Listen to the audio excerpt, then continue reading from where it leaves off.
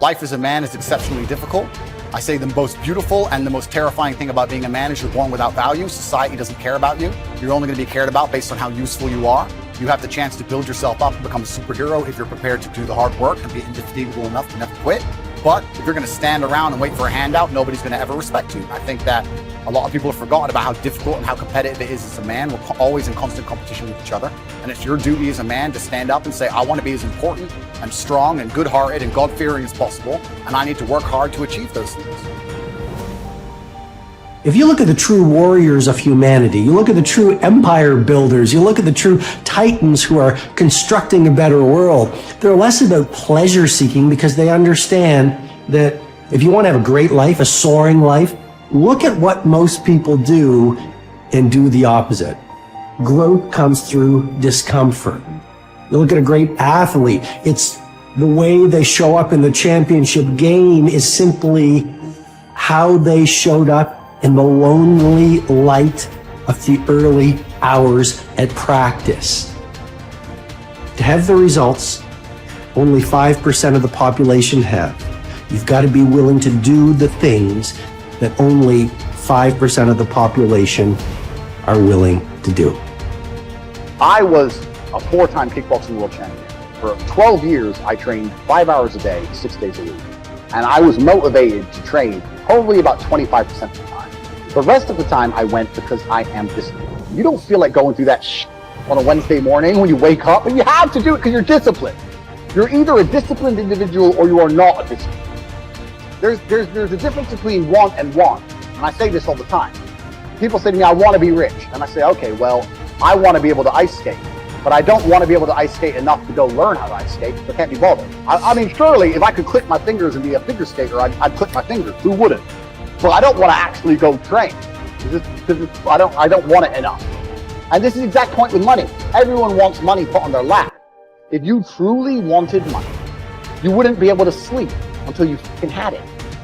The masters make the hardest things in the world look easiest. And in the moments where you push yourself, those moments tend to lead to success. But you've got to stop rationalizing, stop making excuses, stop telling yourself little watered down assessments of where you're really at. Tell yourself the truth. And the truth shall set you free. And the truth that I had to come to grips with, that I wasn't in charge of my destiny. The truth was that I wasn't giving all that I had. The truth was that there are some things that I wanted to do, but I didn't have the courage to act on those things. I had to start looking at my life differently. I started going to work earlier. I started being the last one to leave there. I started working harder than anybody else. I am not motivated to do the things I'm supposed to do.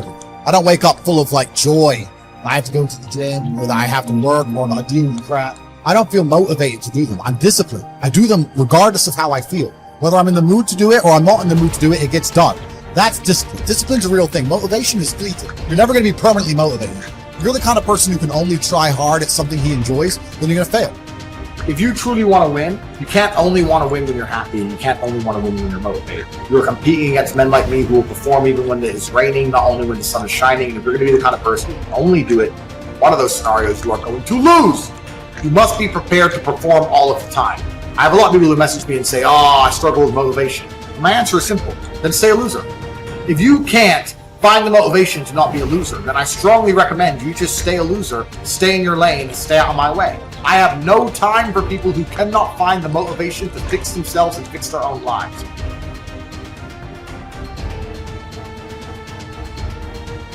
If you cannot control your own mind, then you go through life with zero control, zero influence. You can't control anything.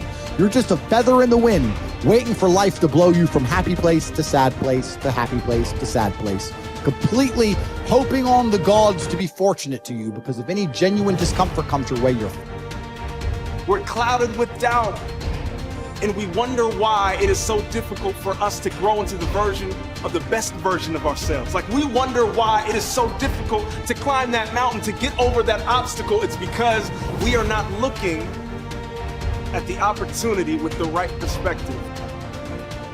Break the patterns that have been leading your life, but you need to identify what the patterns are. I think sometimes we just aren't even aware It's just a pattern that's running. It's something that's happening. Maybe it's been happening for months or years or decades. We're not even aware. It's just become our identity. So when you identify the negative identity patterns that are holding you back, that's the first step. And you can start to really shift and replace it with a new identity, a new pattern that you can implement. What you do is you pick up your past and you embrace it. You understand it, you accept it, as I had to go through these things that I had to go through in order for me to get to this place today. And the evidence for that is that I did. You don't need any more evidence. You did. And then you toss it. You toss it. You embrace it and you toss it. And you merge into the now by giving up your attachment. Before you can do something, you first must be something. So you've got to be it intellectually. You've got to be it emotionally. It's like Solomon says, as a person believes in their heart, the emotional man. Well, it's only a period of time then until it manifests physically. That's one of the first laws of the universe, is the perpetual transmutation of energy. Energy is moving into form, always. To form, moving into form, through form, back into form again. So we cause it all to happen the way we think and the way we stay locked into ideas. I don't think greatness is something you're born with, some mysterious power bestowed upon us by God. It's something that truly exists in everyone. I look at it as a superpower we all have, buried deep inside us. This tiny diamond surrounded by layers and layers of rock, the hardest rock in the universe. And every time you do something good, a piece of that rock breaks away. We control where awareness goes, we're controlling where energy is flowing. And if we're controlling where energy is flowing, we're controlling what's manifesting in our life. All I need to do is control where my awareness goes. And if I can control where my awareness goes, I can control where my energy is flowing. And if I can control where my energy is flowing, I can control what is manifesting in my life. Every single person that wins big, every single person that you look at, every single person that you're inspired by, every single person that you aspire to be like, they only have one plan, and that is they are going to win or they are going to die trying. You can make your dream into a reality, but it will only take one person to believe that it's possible. It will only take one person to put in the work. That person is you. If you're sitting down and you start thinking about some future worst case scenario that you're conjuring up in your mind, and you begin to feel the emotion of that event, your body doesn't know the difference between the event that's taking place in your world, outer world, and what you're creating by emotion or thought alone. So most people then, they're constantly reaffirming their emotional states. So when it comes time to give up that emotion, they can say, I really want to do it. But really the body is stronger than the mind because it's been conditioned that way.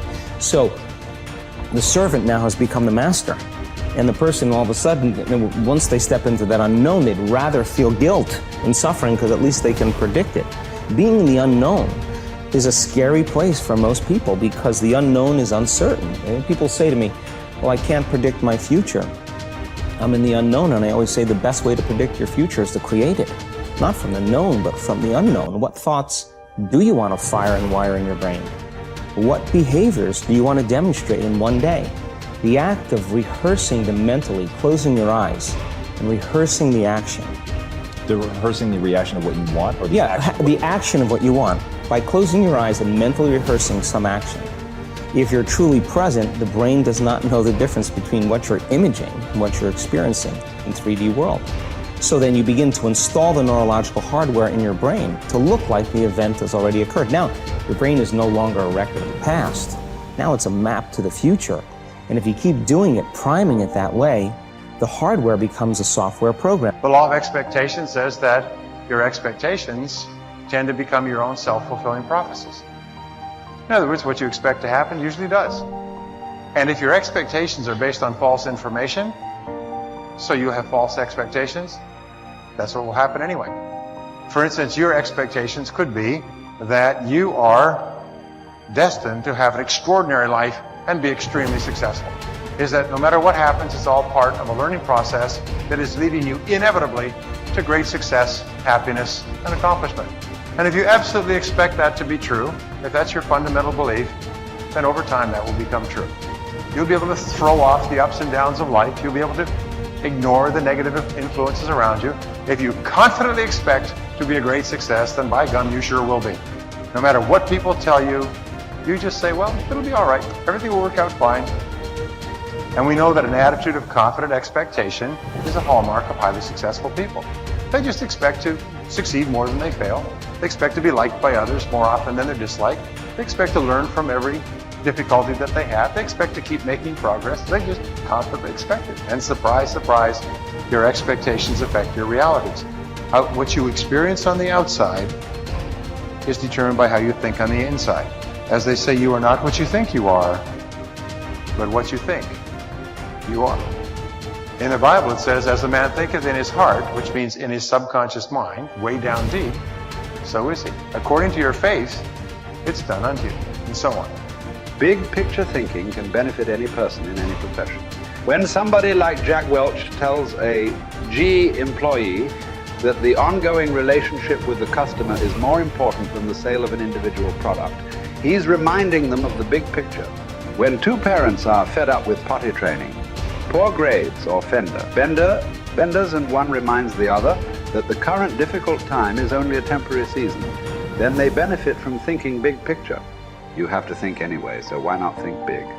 Big picture thinking brings wholeness and maturity to a person's thinking. It brings perspective. It's like making the frame of a picture bigger in the process, expanding not only what you can see, but what you are able to do. Big picture thinkers are never satisfied with what they already know. They are always visiting new places, learning new skills. And because of that practice, they often are able to connect the unconnected. They are lifelong learners. To help me maintain a learner's attitude, I spend a few moments every morning thinking about my learning opportunities for the day. As I review my calendar and to-do list, knowing whom I will meet that day, what I will read, which meetings I will attend, I note where I am most likely to learn something. Then I mentally cue myself to look attentively for something that will improve me in that situation. If you desire to keep learning, I want to encourage you to examine your day and look for opportunities to learn. Writer Henry David Thoreau wrote, "Many an object is not seen, though it falls within the range of our visual ray, because it does not come within the range of our intellectual ray." Who you are determines what you see and how you think. Big picture thinkers realize there is a world out there besides their own, and they make an effort to get outside of themselves and see other people's worlds through their eyes. It's hard to see the picture while inside the frame. To see how others see, you must first find out how they think. Becoming a good listener certainly helps with that. So does getting over your personal agenda and trying to take the other person's perspective. French essayist Michel Ayquem de Montaigne wrote, "The value of life lies not in the length of days, but in the use we make of them." A man may live long yet live very little. The truth is that you can spend your life any way you want, but you can spend it only once. Becoming a big picture thinker can help you to live with wholeness, to live a very fulfilling life. People who see the big picture expand their experience because they expand their world. As a result, they accomplish more than narrow-minded people. And they experience fewer unwanted surprises too, because they are more likely to see the many components involved in any given situation. Issues, people, relationships, timing, and values. They are also, therefore, usually more tolerant of other people and their thinking.